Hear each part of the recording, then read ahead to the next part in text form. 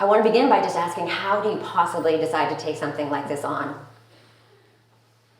I can start off. I'll give you a little context about my family. I think that might be quite helpful. So Celia mentioned my grandfather was Ukrainian on my father's side. So he was born in Western Ukraine in 1920, early 1930s, and by 1940s, right, leading up to World War II, you've got an occupying Soviet force, invading Nazi force. Your choices as a Ukrainian citizen are either enlist in the Soviet army or be killed. So my grandfather was the youngest of 6, 3 older sisters, 2 older brothers.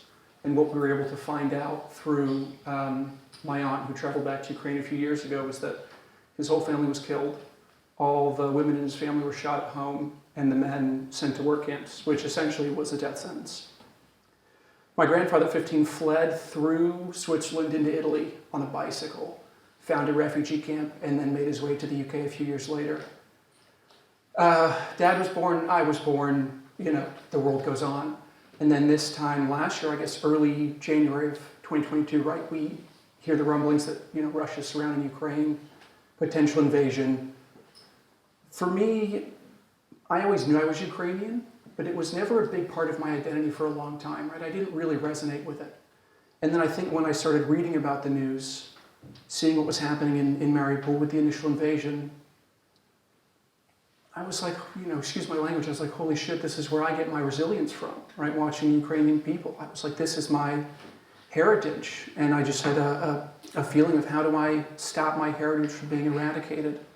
And that was February of 2022, and that was the day I decided, this is something I'm going to use my resources to work for. It's an amazing story. Mine is a little bit different. I was actually watching the television, and for me, it was completely inconceivable that we were going to see Russia invade Ukraine. And I remember looking at the television and watching the tanks rolling in and watching the bombs on maternity clinics and on theaters filled with civilians, and thinking, how is this possible in 2022? How is this possible in Europe? How is this possible basically on my backyard?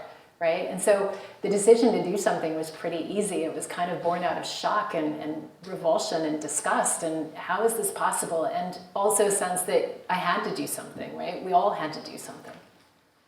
Well, that is consistent with research that shows that people that take on giant moral tasks often describe them as not having any choice, right? Which is interesting because you did, right? And yet you decided to do this amazingly giant thing anyway.